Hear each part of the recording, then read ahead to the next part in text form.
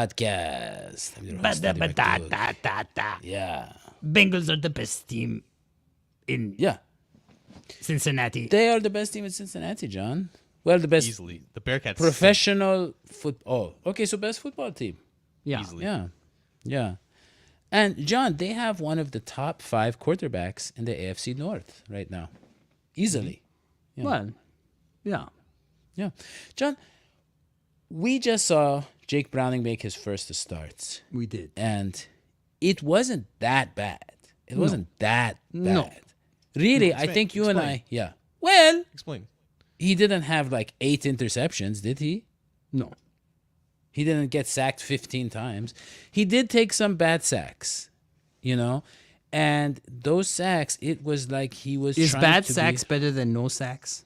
Yeah, that's really the Bad question. sacks is when you feel unloved Yeah. by the defensive end and you just kind of lay there like a cold fish. Yeah. And it's a bad sack. Bad sacks on the beach is... I'll take it at this age. Yeah. Bad pizza's better. Yeah. John, here's the thing. A lot of people compare sacks and pizza. John, you can't go wrong. John, look, here's the thing. Jake Browning, okay? He is trying to play like Joe Burrow because this is Joe Burrow's system, and he is a guy like Joe Burrow who threw a crazy amount of touchdowns. He threw 91 touchdowns, his junior year in high school? I don't remember. He threw a lot of touchdowns. He was a superstar. He knows thinks what he's it's a like to win. superstar. Yeah, he still sees himself as a superstar, right? Well, he's in for a terrible awakening. Yeah, no, but what I mean is he's trying to play like Joe Burrow, and he's going back there. He's waiting for these big plays downfield, and he can't make the throw. He can't process it fast enough, and he's getting nailed. The He's getting NFL nailed. just moves very fast. He's getting nailed, and it's resulting in sacks when he gets nailed. Yeah, Yeah. John. And I'm sure John's wondering, hey, what would a previous QB coach say about all this? And John, that's a good question. I would say, look, the higher ups on the Cincinnati Bengals, they face a choice. Okay, they got their AJ McCarron, they got their Jake Browning, and I know that's not an easy choice. One's young and one's a little bit older, though. I think AJ is 32. That's not that old, really. Yeah.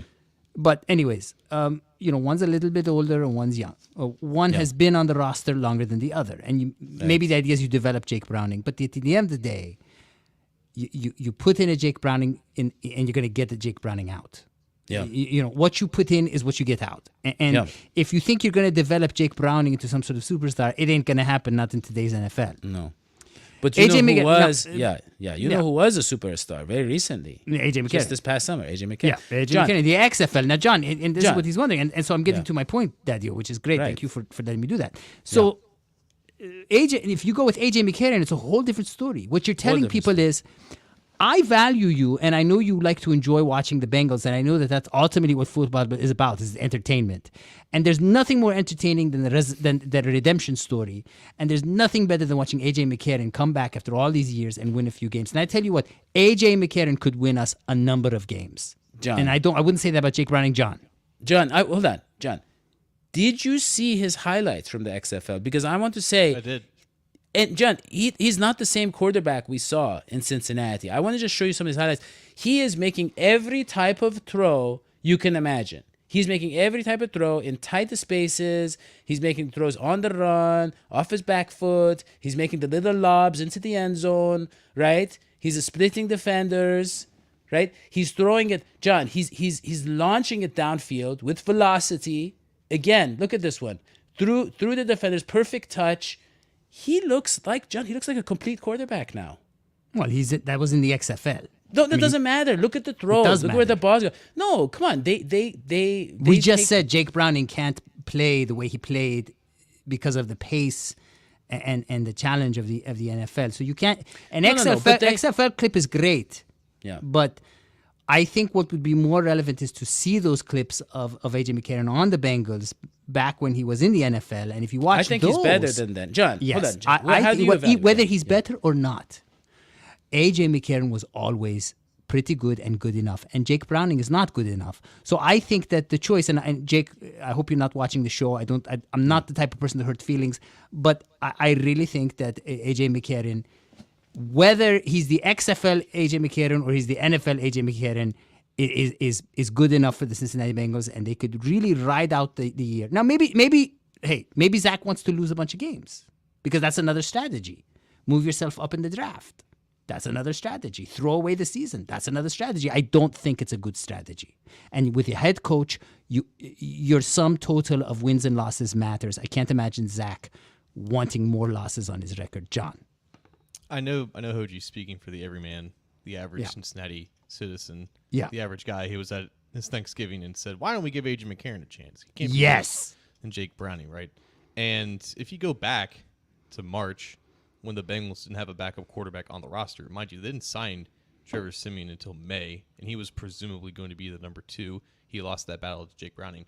But that was when AJ McCarron was lighting the XFL on fire. He was playing at an MVP level for that league. It would have made all the sense in the world at that point, after the draft, when the XFL season was done, to sign AJ McCarron to see what he can do with the full offseason, with the scheme, and just getting all the reps in at that point.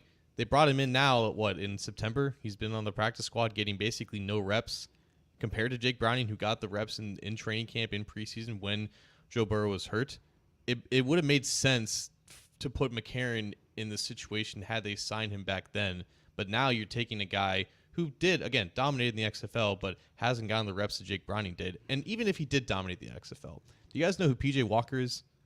He plays for the Browns now. He's the worst starting quarterback in the NFL. Yeah. He was amazing in the XFL. He was first in passing yards, passing touchdowns, second in quarterback rating when he dominated in that league. And then he went to Carolina. He had one good game against the Falcons, and the Bengals completely lit him up last year. XFL success, I don't think I need to explain how it doesn't translate at all to the NFL. And when we saw AJ McCarron, again, 8 years ago, he was decent. He was obviously better than what Jake Browning was in this past game. It was still 8 years ago, and he still needs a ton of reps to catch up to where he is now. John, okay, hold on. First of all, I feel like you're confusing causation with correlation. Okay? Just because XFL success didn't work in the case of PJ Walker, it doesn't mean anything for AJ McCarron. It's not a valid argument for McCarron. John, that's what I'm saying. Hold on. John, please. Here's what I'm trying to say. You said, why did the Bengals sign AJ McCarron earlier in the offseason if he's so good? They needed the backup. Why did they get Trevor Siemian? Well, you know why, John? Could've. Do you know why? Why didn't the Rams, the St. Louis Rams, why didn't they bring in Kurt Russell or whatever his name is, the guy that won the Super Bowls? Why didn't they bring him in? Why did they go get Trent Green? Why did they get all these guys? He was their last option. Remember? Because he played in the what was it, John? The flag football league. The Arena Football League, right? He was a nobody. And so they were like, okay, let's just try, let's take a crazy, chance on this guy because he looks good. These guys who play in these other leagues, they're not respected. It's not a conventional way to build your roster. So you take chances on them. And that's what they were doing. They were playing it safe. Yeah, and let's not forget the case of the great Fitzpatrick. We all remember. I mean, he's out of the NFL now, but everybody remembers that Ryan Fitzpatrick wasn't that long ago. He was on the Washington Commanders, and before that the Dolphins, and he could get the job done. He was older. Yeah. I see a lot of the Fitzpatrick in McCarron, and I think he's the kind of guy you'd want. Here's the thing. Who do you want to develop to take the place of Burrow in case he goes down in 2024 during the playoffs? It's going to be someone they draft next year. Yeah. Somebody better than these two. It's going to be someone they draft, No, they're not going to draft. You cannot draft a good backup QB. Of course you can. No, you cannot. No, John, you cannot. Kirk Cousins was one. Yeah. No. Yeah. No. He was not good. I'm not a fan of Kirk Cousins. Let's move on because John, the quarterback play is No. I want to put on record. Jake Browning is terrible. He is not a good quarterback. He's not even a good backup quarterback. I want that to be put on record. And we love the guy. Dear fan of the show. I'm not done. I'm not done talking. I'm not done talking. Put him down a little more. Break him down. When we discuss the next part of the show, we're going to talk about how to make the Bengals better. And it doesn't matter who the quarterback is. You're just still going to have to do all of these things to make the offense better, no matter which quarterback is in there. And my sources tell me, John, that Nick Foles is available. And what's up with that? Why do we never call that guy? I think despite you at this point. I think so too. All right, let's move on because John, whoever we have a quarterback, we've had the running the ball issue the All whole year long. season, You know, all year and that's long. the thing, Dadio. We've Yeah. had people forget. You know, I see all these people on Twitter and on MySpace and on all these platforms saying Hodgie, and they get to my DMs. Leave me alone. Stay out of my DMs. And they say, Hodgie, fire Zach. You're a Zach apologist. Look, this team had issues with the running game and had major issues before Joe Burrow went down. Right. We saw it in the Houston game and we saw it in the Ravens game. We did. This running game is bad, but Dadio, a team, and I think this has been Zach's solution. A team can run on 3 cylinders. A team can win without a running game, just like you, Dadio. Think about how unhealthy you are. Think about all the junk you eat. But you're only alive. Have, you're I have like alive. one valve that is working, and that's Yeah. all I need. Like you Yeah. said, yeah. John, here's the thing. Yeah. What's an easy fix to the running game? Our good friend Joe Goodberry pointed out some of the problems with the communication on the line, and there's a lot of issues like that. But an easy fix would be to have a running back who can hit holes a little faster. And guess what? You just told me we have him on the roster. His name is Chase Brown. Chase. He's a rookie, Brown. but he's ready to go, and he's finally healthy. So, you know, we saw Joe Mixon get 8 carries. Nobody else got any carries last week. Why not? Why not see what you have in Chase Brown? John. I'm trying to understand what their plan is with the run game, because if it were me, just with any not just quarterback, any player or unit that's struggling beyond belief, obviously the coach is going to be like, okay, what are you most comfortable running? We're only going to do the things that you're most confident with, your preparation, with your specific skill set. We're only going to do the things that you like, which is how any offensive coordinator or play caller should treat like a backup quarterback coming in anyways. I would imagine that's what they did with the run game this past week, and it still didn't work, which to me just tells me that this is mainly a personnel issue. This is personnel not matching up with what the scheme is being implemented from the run game coordinator, which would be Frank Pollock, with the offense coordinator, Brian Callahan, and the play caller, Zach Taylor. It's a complete it's mismanagement. discombobulated just mess right now. And the only thing that can possibly get you out of that funk is to just do anything different, which is why there's an emphasis, I think, from the fan base about getting not just Chase Brown involved, like see what Trevion Williams can do on some carries. It's been like 90%, maybe 95% of the carries this year have gone to one guy, Joe Mixon, who's 27 years old, and at this rate is going to fall off even quicker because this is the time when running backs typically see a dip in their efficiency and production. So the difference with Chase Brown is that with Mixon, he might hit the hole pretty hard, but he runs pretty upright, and he gets taken down at the legs pretty easily. With Chase Brown, he runs a little bit lower to the ground. He's got a little bit more burst. He's definitely fresh. He's only carried the ball like 3 times. He's not banged up at all this year. He's able to go in there and give you some type of a workload, but he's got more explosion. He's got more acceleration that he can get to the outside a little bit quicker. They can run some of those horizontal runs that they've tried to run with Joe Mixon, and it hasn't worked. It usually results in negative gains. Obviously, blocking and communication and just the whole process with that has to be better. But even when it doesn't work out, even when the blocking isn't perfect, you still need a running back that can try to make the most of that nothing. And with Joe Mixon, it just hasn't been the case. John, Yeah. how do you respond to that strange argument that some are making that an overexerted Joe Mixon is only half of the problem, and the other half of the problem is that we don't have an offensive line that really is even creating those holes enough and doing what they need to do to have a great run offense, and that falls on Pollock a little bit. All this falls on Pollock. Obviously, he's not the one bringing in, Orlando Brown, Alex Kappa, Ted Karras. Again, 3 guys who I think are solid for the most part in pass protection, and I think that was the priority with bringing these guys. But none of them fit what he excels at in terms of building and planning a run game. And I think if I were to guess, there's probably some contention with that, and he's probably frustrated that he can't do or coach or implement the things that he's good at. So he's had to completely, abandon that and try to adjust on the fly. He's done that for the past 2 years, and eventually it might get to a certain point where you're trying to change up everything in the middle, of the season after all this install, and it just becomes too much. And it's almost like you just need to just restart and just establish a clear central focus, because right now, again, the coaching and personnel just doesn't seem to be meshing. It doesn't, but John, you know what? The Bengals still have one superstar who's healthy and performing on the offense, and his name is Jamar Chase. Jamar. And here's the thing, John. We have seen Jamar Chase, single-handedly, reverse the scoreboards. We have seen him Not single-handedly. lead come. I mean, Yes. that's the problem, right? I mean, John. Jamar Chase needs John, someone to get him hold the on. ball. Joe Burrow has had games where he's just, he's dumping it off to Jamar Chase. It's the quick, I don't know what they're called, the little screens, just getting the ball in his hands and getting him going. He's done that before. Jake Browning or whoever is the coach can get the ball to him.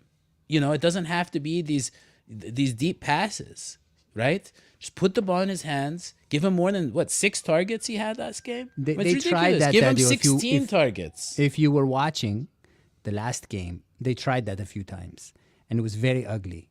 No. So yeah, they did. What? Jamar Chase would get smothered and crushed. Hodgie, we're over here. Well, I see you There here. you go. Yeah, he likes to watch the TV instead. Yeah. Sees But- it on the sides. Yeah. Yeah. Yeah, I'll scoot up. So the thing is, we saw that happen in the game with Jamar Chase. John, is that true? Yeah. I mean, I watched the game. They'd shovel it off to Jamar, and he'd get crushed because he's just one man. That's not how running works.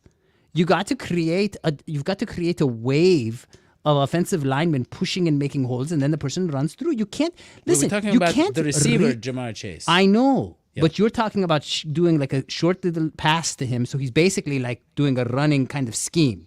You still need blocking for that. No, not running a scheme behind the offensive line. He's out left or out right. Yeah. You give the ball to him quickly, like 2 Crushed. yards beyond the Crushed. line of a scrimmage, Yeah. and he tries to shake a defender, and he gets 7 or 8 yards. He John? can't. We saw that. I'm kind of with Hodgie on this. Yeah, I we think saw that. because Mike Santagana brought up a great point today, and how it's tough for the Bengals to just establish the run, and this has to do with Jamar Chase. Believe me, I'll get to that point. It's tough for the Bengals to establish the run when not only is your offensive line incompetent in that regard for the most part, you don't have guys on the perimeter that can block. You have basically one tight end who can block in space barely, and that's Drew Sample, and he did not have a good game against the Steelers in that regard. Their receivers are not good at blocking at all. Tyler Boyd is terrible. That's honestly a pretty underrated aspect of being a slot receiver, is the ability to block. But compared to some other offenses in the league, they don't have guys on the outside that can just at least get in the way of some of these cornerbacks, and it blows up their screen games, which is why it limits how much that you can do that with Jamar Chase. Like, their screens to their wide receivers are not set up correctly. They're definitely not blocked right. So with Jamar, it's almost like, yeah, of course, if you get him out in a one-on-one situation, 9 times out of 10, he's going to make that guy miss, and he's going to get some extra yards. We see that all the time. It's just not a recipe for success for them, though. They have to find John, ways to get what do you propose? Let's be creative. How do you get this offense going with Jake Browning as your quarterback? How do you get more than one touchdown, a freak touchdown where Drew Sample has to bulldoze his own man, and Jamar Chase has to catch, a 31-yard pass that was deflected off a Steelers' heads? That was a freak series. How do you get more than that? Yeah. So the Joe Burrow offense requires the most thinking, I think, out of any offense in the NFL. It's a lot of, obviously, run-pass concepts where he's making that decision in mid-play. It's a lot of reads that requires him to just, process all these things in very quick time. You need to dumb down the offense extremely, and the best way to do that is just to spam play action. The Bengals, in the Joe Burrow era, historically, have always been very low in regards to their play action percentages. They haven't been good with play action typically with Joe Burrow, but I think that's an area where Jake Browning would be more comfortable. It's really is just a cheat code for quarterbacks. You don't really need a good running game to have a good play action game. And if they just want to spam it, whether on these bootlegs, whether in the shotgun, or they're just a straight drop back, spam play action to create some spacing with the defense, because obviously when your head is turned and your back is turned to the defense, it's not like you turn back and you have to go through these full field reads, if you will. It's just there's typically a 1 or 2 read option that you just have to basically find the open space. And the less thinking that you have Jake Browning doing, the better, because that was the biggest issue that I saw. There were some wide open throws that he just didn't make or was just too late, and that led to either just terrible decisions or sacks. So the less thinking that you have Jake Browning doing, maybe you use his legs a bit more, the better. But If he uses his Wait, he said I'm confused. He's saying less sacks, but use your legs more. I don't whatever. Okay, so let me interject here. Give me just a minute. The Bengals' next game is a Monday night game against the Jaguars. Right. Now, if I am the coach, if I'm Zach Taylor, this is my strategy. Number one, you're playing against a team that doesn't have a great offensive line. Our defense has been a bunch of stars this year, and I know people don't see it that way. They complain about the defense, but this is a team that pretty much stopped the San Francisco 49ers. They did amazing things. It hasn't been as good as other years, but it's been pretty good. So what I would do is a war of attrition. I would attack the QB. I would attack that team, make it a zero-sum game, a zero-score game as much as you can, move the ball forward through short plays that either your Browning or, in my opinion, your AJ McCarron can pull off. Little short passes, try to get a few field goals. Don't let them get anything, and hopefully win like 6-3 or something like that. And that's the only way you can win is John, by how do we match defense. up? The defense has to step up. The defense. John, how do we match up with the Jaguars? Where are their vulnerabilities? Hodgie's on a heater today because the offensive line is in question for Jacksonville. Their left tackle, Cam Robinson, he's on IR. He's honestly been one of the better left tackles in the NFL this year. They have Walker Little, who's a third-year guy. He's been playing left guard for the past couple weeks. He's been not doing well there, so he's moving out to left tackle. He played there previously when Cam Robinson was suspended, and he was okay, but it's still a downgrade compared to Cam Robinson. Trey Hendrickson's on a career pace right now. He's on pace for like 15, 16. How do you say it? Sacks? Yeah. Sacks? Sacks on the beach. Whatever the nomenclature is, he's on pace for like 15 or 16 of them. So he's been a busy guy, and that's a mismatch for them. He needs to go off, and typically when he goes off, the defense is in better shape. So, John, what I'm hearing is the Bengals are going to win. They're going to win with their pass rush. They have But to. I said that. Why you say But- John? but- I I'm- said that. Yeah, but John's being serious. I'm always When serious. John says it, it's meaningful. Well, let So, me, John, let me what take a is your second to prediction? answer Yeah. Andrew. Andrew asked a question in the comments. He said, "Is McCarron a better leader or Browning?" Well, it's obvious. Obviously, McCarron. McCarron. You're always going to go with the person who has Browning- some kind of playoff It's experience. Browning, it's just because they think he can run the offense. Because that's the whole thing. Reps. Yeah. Yeah. All right. So, John, what is your official prediction? How is this going to play out? Oh, the Jags are winning like 27-9. 27-9. Okay. This is on Monday night, right? This is Monday night, December 4th. Monday night you know what? football. 20-9. That's Oh. generous of you, John. Yeah. Oh, they're getting closer. Hodgie. 2 predictions. One, if Browning plays most of the game. The other, if AJ McCarron plays most of the game. Because I don't know which one's going to be. But in either case, I think the Bengals are winning because they've just heard the plan that I set forth for them. And Yeah. I think they're going to follow it. I know that they watch the show. So I think it's going to be a low-scoring game. I think it's going to be something like 17-14. Bengals are going to win. If AJ McCarron's there, I would change it to something like 21-14 Bengals. Yeah. All right. Well, And you, Dadio, your prediction? yeah. So here's the thing. I actually don't think Browning has been that bad. I think he's been a little bit too aggressive. He's been a little bit too one-track mind at certain points. And I think he's going to watch the tape of his first ever start and only the second time he's been on the field Yeah. in an NFL, and he's going to learn some things. And I think they are going to get Jamar Chase better involved. Yeah. And I do agree with John that, the pass rush is going to have an advantage, and the defense really needs to step up. So it's a great point, John. Defense step up. Yeah. I made that point, but that's fine. Yeah. So all of those things are true. However, we're talking about John, Trevor Lawrence. I mean, this guy, Beautiful I understand, hair. but beautiful hair, and really, I mean, John, he's one of the best young quarterbacks. I mean, this guy, Doesn't we matter. saw what he could do in the playoffs. It's Monday night. They're at home. They're pumped up. They're winning, right? They're in playoff position. This is their time to, put their to Let the step hair on our flow. throats. Yeah. Yeah. So with all of that, I think that it's going to be a blowout Uh-oh. for Trevor Lawrence and the Jaguars. They're going to have a blowout in Jacksonville, and the final score will be 21-20 Cincinnati. What? Oh, I actually know what this is. I know what this is. I understood him now. Hodgie, ask. Yeah. What is the blowout? I mean, why? If it's a blowout, then Yeah. why are the Bengals winning? I don't understand. I'm going to celebrate if I get this right. Okay. Go ahead. Oh, you want me to say it? You say it. Oh, yeah, yeah. No, You say it. Well, you have to predict it, John. Oh, well, obviously, like, when you're distressed by losing a close game and you have the hair to blow out, with a blow dryer, like you just take it's just something that you just kind of have to go through. Wow, that is basically it. Dadio? Yeah. So basically, Trevor Lawrence, obviously, with that hair, he's going to have to wash it after the game. And with all that hair, what you do is afterwards you have to blow out your hair. He has a lot of hair. It's very long hair. You have to If blow I it may, out. if I may make that's a very astute comment, Dadio. But I will tell you one thing that Trevor Lawrence needs to be careful of. A lot of people don't know what happened to Joe Burrow and how he got hurt. They don't know the backstory. And there's all kinds of rumors that he's been hurt a long time. That's not true. So there's this thing. It's called the evil eye.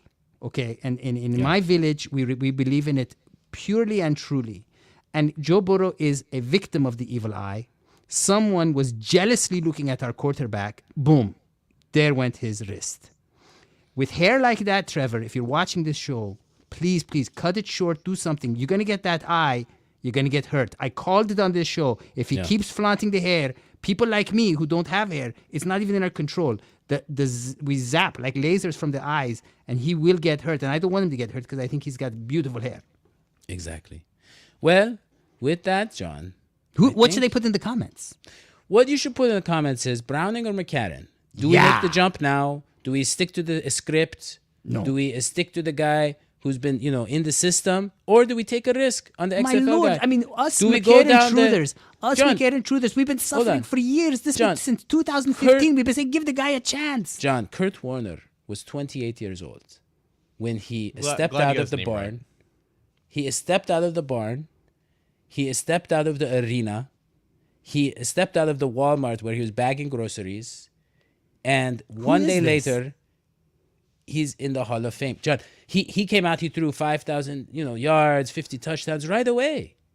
And if he can do it, AJ McCarron, who is a superstar in college and almost got us our first playoff game in over 20 years. Very close. Wife is a supermodel. I mean, the man's got so many things that a great QB like Tom Brady's got. I mean, why not give him a chance? We've been saying it since 2015, the McCarron Truthers. At least just to shut us up, let him play a few games, Yeah. for God's sake. Yes. So, please put in the comments, McCarron or Browning. Browning or McCarron. Begani or betting, yeah. Yeah. And subscribe to the show. Yeah. And we will see Thumbs you up next it, get the time. notifications. So long. Sweetie pie. Sweetie. Bye.